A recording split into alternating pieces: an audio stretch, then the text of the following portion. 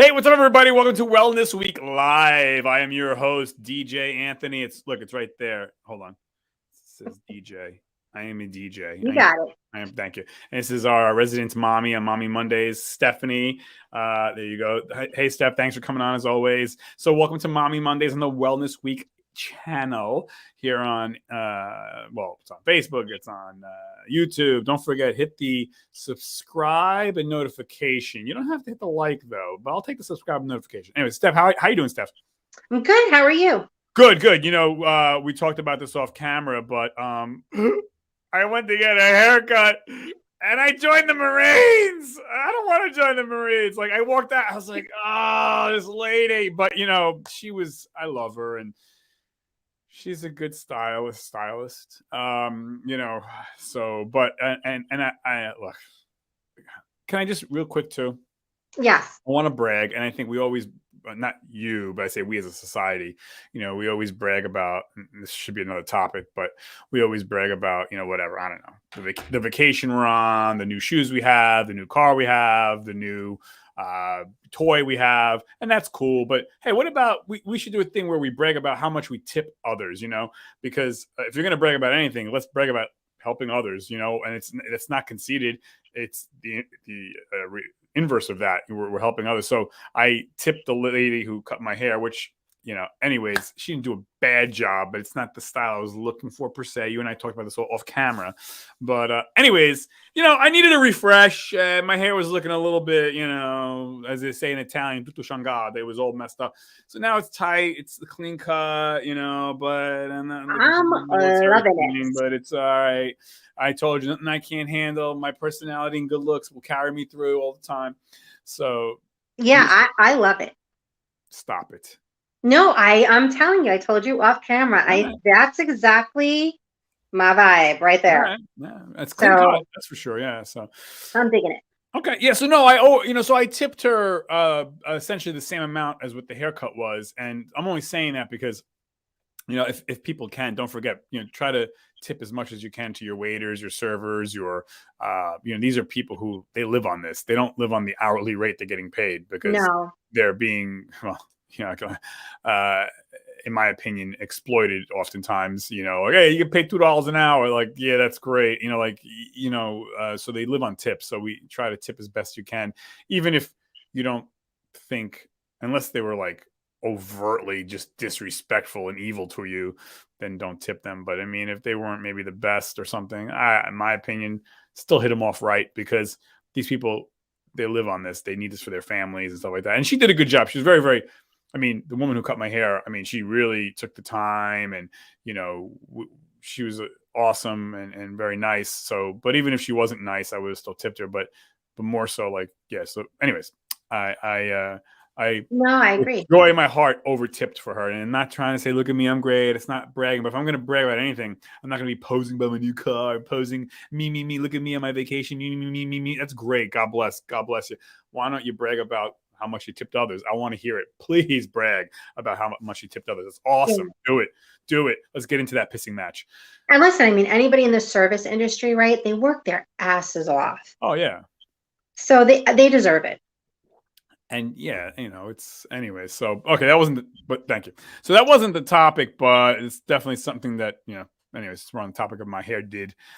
So today's topics are: finish this sentence or finish this line. The future is blank. Love is blank. And then we're going to be talking about when is enough money, which kind of ties into the original thing we're talking about, which, anyways, so, okay. So Steph, if I ask you, the future is what? Fill in the word from your phrase for me. The future is what to Stephanie? The future is? Hopeful. Nice. That's my word. Okay, look at you. Okay. Future is hopeful. Let me ponder that. Let me digest that. You didn't expect that, I don't think. No, I think. Well, I know. I mean, yeah, I don't think you were going to say the future is shit, but I didn't think you were going to say hopeful either. Which you got me on it. Yeah, I mean, I guess depending on when you catch me, if it's before or after coffee, I may say the future is hopeful. You know, I don't know, man. You know, so my thing was, because I was thinking about this yesterday too. Like, what would I say? For me, I would say the future is uncertain or unknown. That's what I would say, in my opinion. And that doesn't necessarily mean it's a bad thing for me. I kind of almost like it because it's like it's unknown. It might be horrible. It might be more fascinating than I ever could imagine in my wildest good dreams. I don't know. So, but okay, so hopeful. Okay, so now what makes you say hopeful? I think, Because clearly you're not again, watching the news. Thank God. so part of it is because of the news, right? So we watch the news, and usually, How do you come across? How do you come away from the news saying I'm hopeful? you know what, 95% of the news, just a rough estimate for me, is so negative and so harsh and so Garbage. horrible. Garbage. You know, you can walk away from it feeling like there is no hope, Right. And how many right? more ways can the news tell you things are bad, things are bad, things are bad? I mean, it's like Yes. I'm fat. It's just anyway. So go ahead. So you watch the news and you come So away with you watch the news, you see all that. Every once in a while on the news, they'll leave you with that one feel good story that lasts like 1 minute. at the end, Yeah, at the very end, and it's a really heartfelt, heartwarming story, but it's 1 minute out of the entire segment, which is basically all the bad, horrible stuff that's happening in the world that we do to each other on the day-to-day basis. But what I have been doing and what I do on a daily basis is I look for the good and I see it. So even when we've had terrible things happening, 9/11, everything with COVID, all of that stuff, you always see those great people come out and do awesome things for the community and for each other. And you can do it even on a small basis. It could just be as simple as, you brought your neighbor groceries because they couldn't get out of the house or whatever it is. So when I see things like that, I'm hopeful. Okay. And I see those good things in people. And I have to believe that things are hopeful because you have kids. And when you look at things through their eyes, when they look at the future, they see possibilities. They don't see demise and destruction. They see solutions. They see things that they can, fix and just, strive to do better and correct and things like that. So I don't know, it takes a lot. It takes a lot. And my husband's very negative, Anthony, as you know. We love I'm them. We love them. I'm Yeah. living with the polar opposite here. But I do find it to be hopeful. Even when you're in the worst circumstances, I think hope is what gets you to the next day. Yeah, I think so. I think you're right. I think that it's easy, especially anyone, and me too. I think it's easy to go for the low hanging fruit and just be like, yeah, things are bad, things are bad, things stink, everything stinks, and I get into that trap too. It's easy to lay down and give up and just think things just stink. And I have some people in my circle like that, and then I stop and I'm like, you know what? It's easier for me to lay down. It's easier for me to look down at the dark street. It's harder to look up at the blue sky, literally. And it takes energy to hope. It takes energy to do your little bit of good. And I think, it takes energy to pull back and look at the macro level and say, wait a second. I don't know. I have heat and hot water. I have a place to live, safe. I'm relatively healthy. I have some friends and some family. I have food tonight. I have television. Like, I'm sorry. Remind me, how are things so bad? Like, Mhm. Now, and that's not to say like you can't, things don't suck or you don't get of upset or course, there aren't bad times. yeah, you've been through stuff. I've been through stuff. The viewers have been through stuff. That's understood, right? But we have a choice. Do we want to keep looking at that negative? And you have every right to, if that's where you want to live in the negative, God bless, that's on you. You do you. No one can tell you different.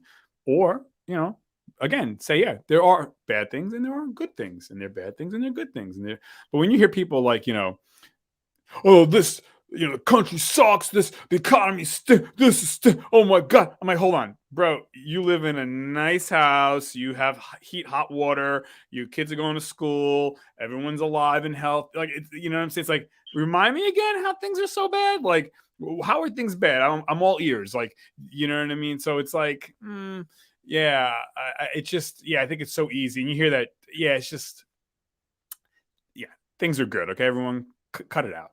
So, and again, we all have things that are bad. I get that, Yeah. But so go ahead, Steph, you were saying. But even if today is a dark, dark, dark day, and we've all had those days, right? We can't see anything good in today. Today is it's a wash. Right. It's washed out. It's done. It's horrible. Tomorrow can be better. Right. And again, I'm not saying and I'm not saying you're I'm implying. not trying to Pollyanna it all up. Right.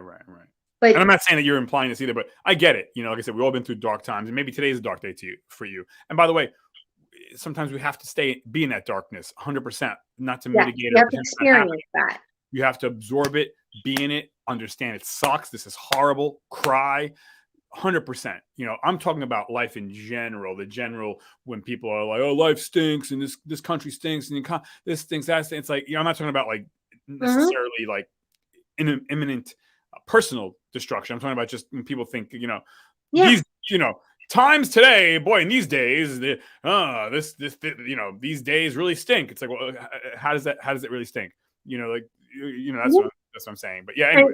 And to your point too, when you say the future is uncertain and unknown, even that for me is hopeful, right? Right. Well, that's what I said before. I don't know. Right. It gives me, and I kind of like that because it's like, wow, I could be doing better than I've ever thought in my whole life, or maybe not, or maybe not. I like that, right? Because there is that sense of hope there, and anyways, and it doesn't matter how old you get, right? Because every day that we wake up is an opportunity to make a change. Right. And you got people that are so, again, in my circle that, yeah, it's sad. I think life got to them, or, I don't know. They don't see that you can make a change, a small change, maybe go out for the walk, or maybe reach out to that friend. I get it. You're not going to be a billionaire, or you're not going to be the astronaut you wanted to be in 1980. Understood. But there's different things, right? Like, again, that's a mindset. I think that's partially learned and also partially genetic, but I think it's also partially learned, because I get it. It's very easy to just lay down and be like, yeah, life sucks. Anyways, but, okay. So but that answered that question, again, finish the sentence. And, so the future is hopeful, unknown. Okay. Now, what about this one? This is like the bazillion-dollar question, right? Okay. Love is work. Fill in the blank. Love is work. Yes. Okay. That's my word. All right. Yeah, I say love.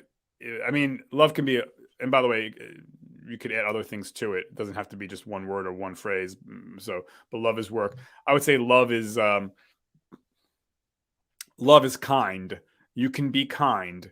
Doesn't mean you can't be tough. Doesn't mean you can't be, have a disagreement, but love should be kind. So I can love you. We can disagree, but love shouldn't be venomous. Love shouldn't be hurtful, or, if you mess up, you say you're sorry, but so love is kind. So you say love is work. I would agree with that. Well, so now when you say love is work, what do you mean? Like, why that?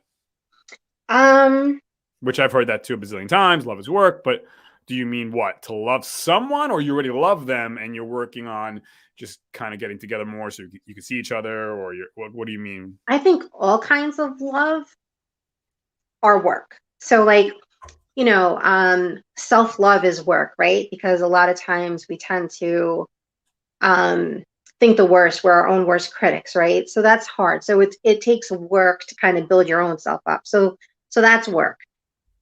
Marriage is work. A lot of people go into marriage and they love each other, but they don't realize the amount of work that goes into making that relationship work.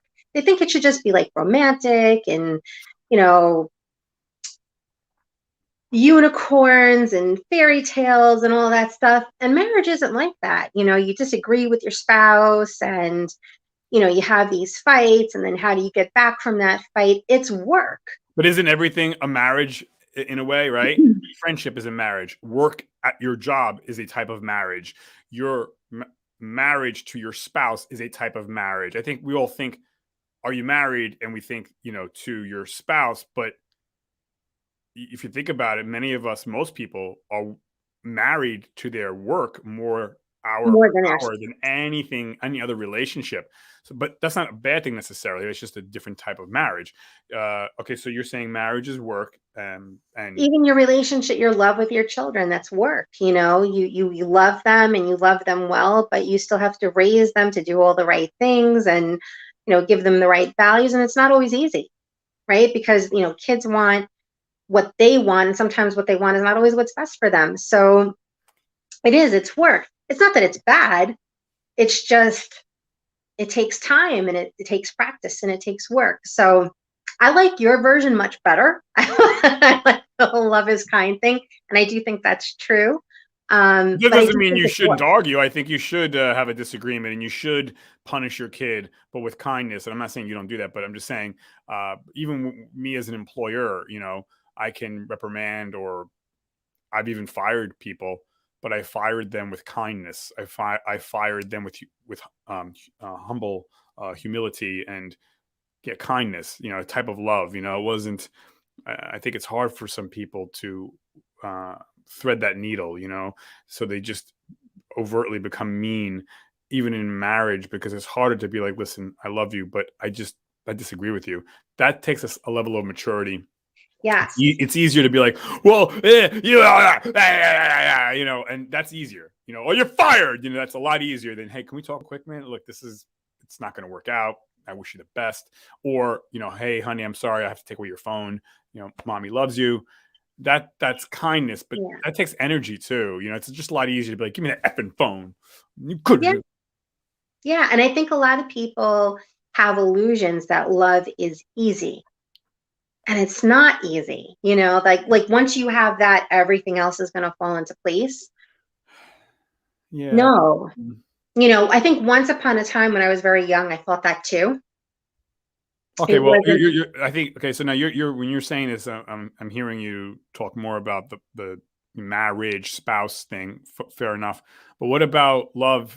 Is it the same? Like, do you feel the same way about friendships too, and jobs? So you're saying across the board that, because it seems yeah, to me, good. love is work across the board, across the board.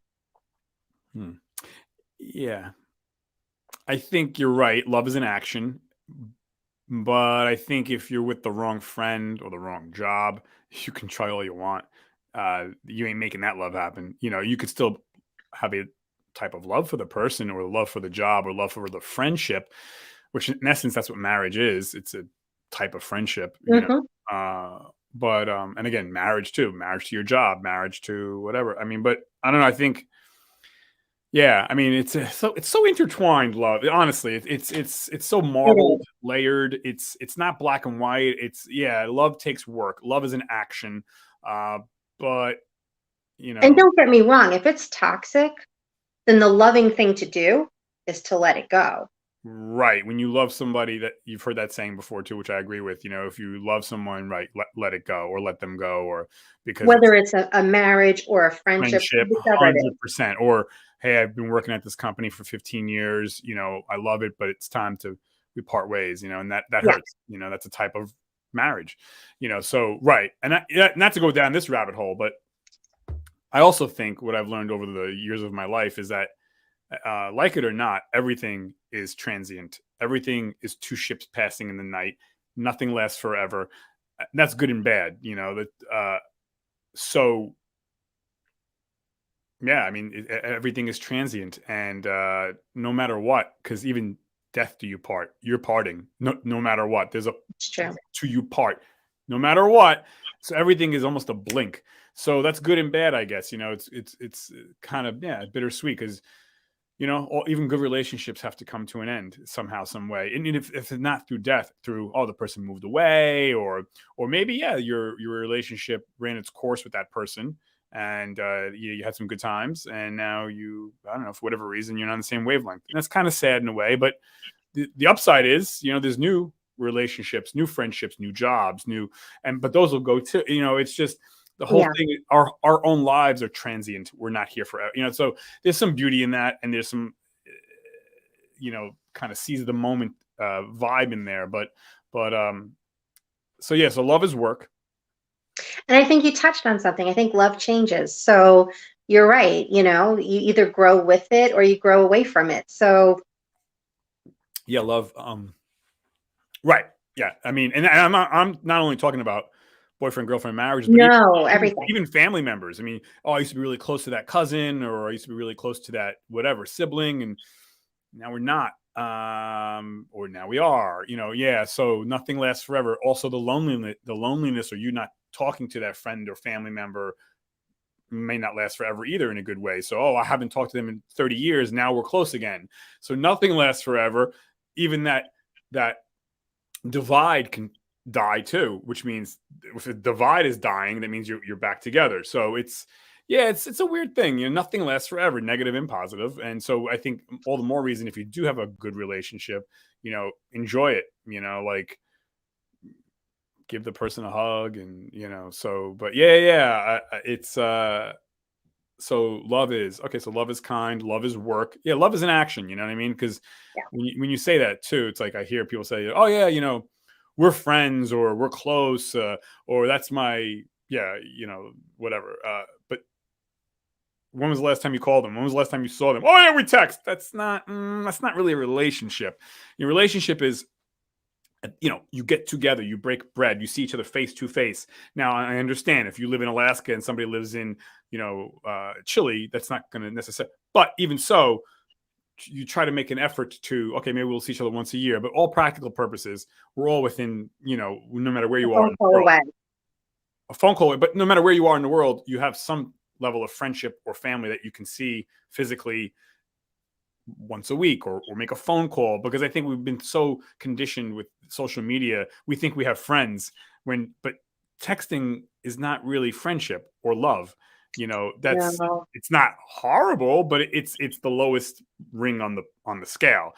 And Anthony, I talking about like Facebook and social media and stuff, there have been people that I've seen like in ShopRite who won't say hello, but will have, the best keyboard conversation with me online. Well, because I think we've been conditioned to, the keyboard is kind of like, the confessional in the church where the priest puts the drape down, and so you feel more confident to talk and speak. You're a keyboard warrior, so to speak. I mean, it's a little bit facetious, but if you care about somebody, if you love your friend, make time for them. Go see them face to face, eat something with them, see them, get on the verbal phone call with them. A text once a week, it's not your friend. That friendship's over. So, or it doesn't, or you can rekindle it. But friendship is, and I understand you live in the North Pole, you live in the South Pole, but you have other friends and other people that you could reach out to, so yeah, it's one of those things. And I think I'm guilty of it too. We fall into a lull. I'm busy, I'm working. And it's true. Like I was like, wait, when's the last time I saw some of my family? So I was like, oh boy, I got to make some time, Yeah. You just got to do it because, it's. And we do that too. I mean, you and I are really close, but every once in a while, it'll be like 2-3 months will pass by and we're like, hey. Right. And again, you and I live relatively close to each other. And again, it's no indictment on you or me. It's just, right. We're busy, things happen, but all the more reason, and again, you and I are good with phone calls. That's good. You hear the voice at least. I mean, again, the texting is okay. I'm not against texting, but it's something that, I think, like I said, it's the lowest level of action. It's like pick up the phone is better. Face to face is the gold. And I get it. We have lives, and all right. So very good. So love is action. Love is kind. All right. Now, what about this one? this is gonna this might take like 10 hours. All right, so yeah, and then, by the way, like if we have to go, we go, but we have a few minutes here. So all Mhm. right, so when is enough money enough money? Now I brought this up because I'm always into, like, as you know, I'm a business owner, and I love the stock market and finance and all this stuff. And so I was listening to an interview on a radio or read an article or something, and you hear this too every so often. They'll be like, the top 1% of earners make 95% of the money, and billionaires are evil. They don't say it like that, but they passive aggressive, wink, wink.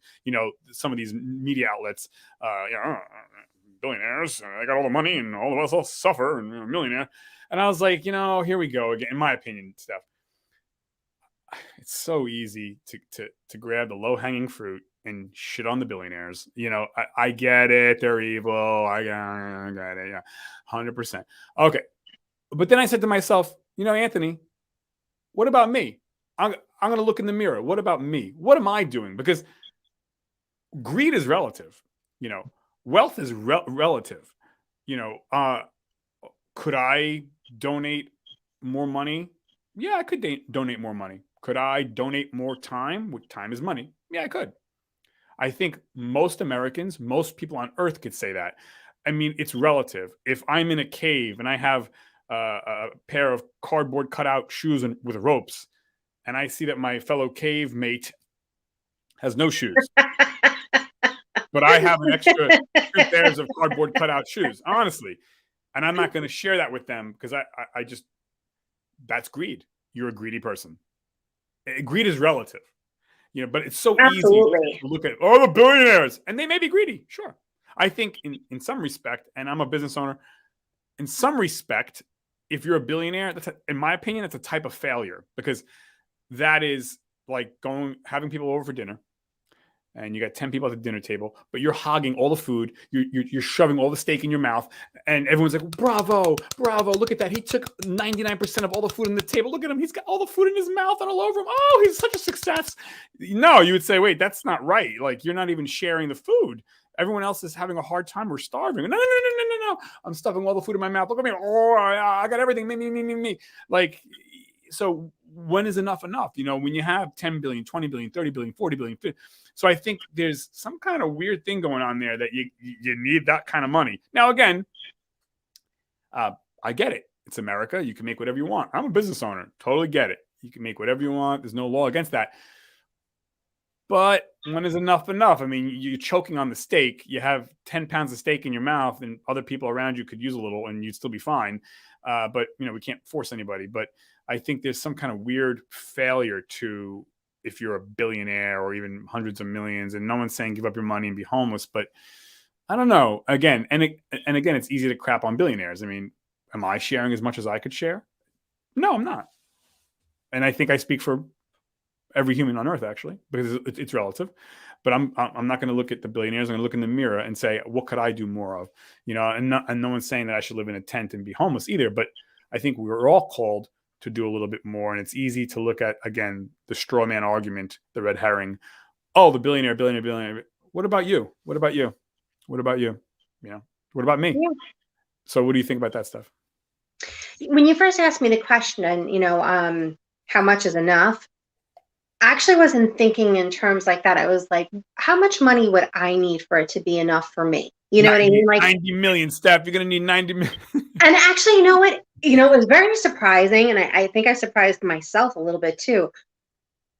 I went down to basics, like I was like, what would make me comfortable as having enough money in the bank to cover, say, like a year of expenses if something were to happen, to send my daughter to college, to make sure that my retirement was secure. I never once thought about, I want that fancy car, I want that second home. I didn't think in terms of that. I just thought in terms of what is it that I actually need so that I can be comfortable. Right. I wasn't thinking excess. I wasn't thinking luxury items. I wasn't thinking brand name purses and high-end makeup or any of that stuff. I was really just thinking like just enough for me to be okay, You'd have to for me to sweat. be comfortable. Yeah, that's it. That was my take on it. You've got it going in a whole different direction than I was even thinking about. I'm a head case. So for me, that was where, I was going with that whole, sentence that you had given me to think about. Money enough is enough. Yeah. Yeah. Yeah. What is enough? Well, but what I said was right. I extrapolated on it and expanded on it, but I also brought it down to what you're talking about too. Yeah, what is enough for me, Anthony? But I would also say for us, there's arguably. Let me see here. I want to make sure I get this stat right. Hold on. Hold on.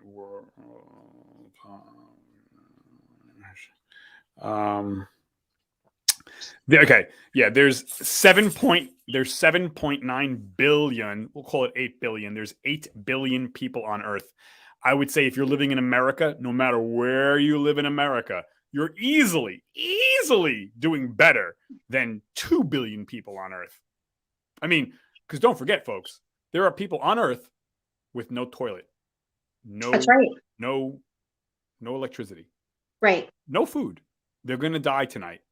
That's happening as we speak. That's not a joke, because I think sometimes we forget. Totally true. Like these things don't exist. No. Billions of people, no running water, no mask, no shots, no pills, no healthcare, no electricity. Now, so if you're in America, you've already beat 2 billion people. You're wealthier than 2 billion people on Earth. So to kind of put that in context, so because we're so quick to look at the billionaires and they have so much and we have nothing, us Americans. Like, if you're in America, even if you're poor in America, you got more than easily 2 billion people. I'd say maybe 3 billion people. But I mean, so yeah, it's yeah, I'm definitely very aware. And I'm not trying to insinuate you. I'm just saying us Americans. No. But just in general, and again, going back to even people in my own life, they're always talking about, this person gets to do so many, 10 vacations a year, drive this kind of car, live in this kind of house, have 3 houses, have, all these extra things. But my whole thing is there's somebody else looking at you saying, I just wish I had one house. I wish I had one car. Or Anthony or whoever, right? John, Joe, Jane. Mm-hmm. And I'm not saying, folks, not to strive to make money. Absolutely not. Yeah, I own a business. I'm about the money. I'm about doing a good job, but money second. But I'm about that money. So I get it. And it's a good thing to be to want to have money and to strive and to have a 100% yacht and a mansion. There's nothing wrong with that. And I want those things too. And some of those I have and whatever. But you got to be grateful for what you have right now too, though. Yeah, and I guess it all depends. I guess too. It's the other thing too is because I was thinking like, well, so what makes remember that I was saying the caveman in the cave with the with the cardboard cutout shoe. But you really got to want to see it. Right. My thing too is this. Yeah, my thing too is this is like, well, if I have, it doesn't even matter. Like I said, in a way with the money situations, but granted, obviously, there's people with no food. I get that. Okay, so like if I had a yacht, okay. Well, my thing is if I'm using the yacht on a regular basis, I don't think anything wrong with that. But if I have 3 yachts and 2 of those yachts, I don't even know where they are, I would say, nah, it's greedy. Same thing with sneakers. I have 4 pairs of sneakers. If I'm using those 4 pairs of sneakers readily, they're on rotation, cool. But if I have 6 pairs of sneakers and I don't know where the other 2 are, they're just around somewhere, I don't know, I would say that's greed. Because you're not even using them, and you're not investing. It's not a business. Again, that's my opinion. You do you. You want to have 1 trillion pairs of sneakers. God bless. Doesn't mean you're a bad person. I'm just saying, and we all have that to some extent. There's stuff that I have in my life that I don't need. I could go donate it. Of course. I'm guilty of it too. I'm not sitting pontificating. I'm saying is like, what is greed? What is when is it enough? And so, yeah, cool. You have 5 sports cars. Well, again, if they're on rotation and you're driving them, cool. But if you have 7 sports cars or 8 sports cars, you don't know where the other 3 are. Like, I don't know where they are. I just have them. My opinion, that's greedy, So, but again, that's my opinion. You do you. I'm just sharing my opinion. It's America. We all have opinions. That's all. It's not right. It's not wrong. It's my opinion. But That's all I'm saying is like, yeah, and we're all guilty of it. I just think it's erroneous oh, but who is this? Oh, damn. I think it's erroneous to look at others. Look at yourself in the mirror. I'm looking at me in the mirror. What can I do better? How can I give more and stay away from greed? Because I think when we hear greed, we think, I'm a billionaire. I'm gonna, it's like, yeah. Don't look at the billionaires. Look at yourselves. I'm looking at me too. Like, what can I do in my mirror from me? Because yeah, I have a lot to work on. So, but anyways, anything else you want to impart on us? So I lost volume. Can you hear me? I can't hear you. You could probably hear me. I can hear you. Oh, yeah. Okay. So I will see you tomorrow. Okay. All right. So okay. We're done. We're done.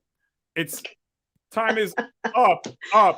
We lost. Yes, I see that we're at 2:36 now. Yep. Thanks, everybody. Have a good day. Don't forget, thank you. Somebody hit the subscribe and notification. Thank you, Steph. Bye-bye, guys. See you. Bye-bye. Oh, bachi. Tanti bachi. Bachi. You hear me now? Oh.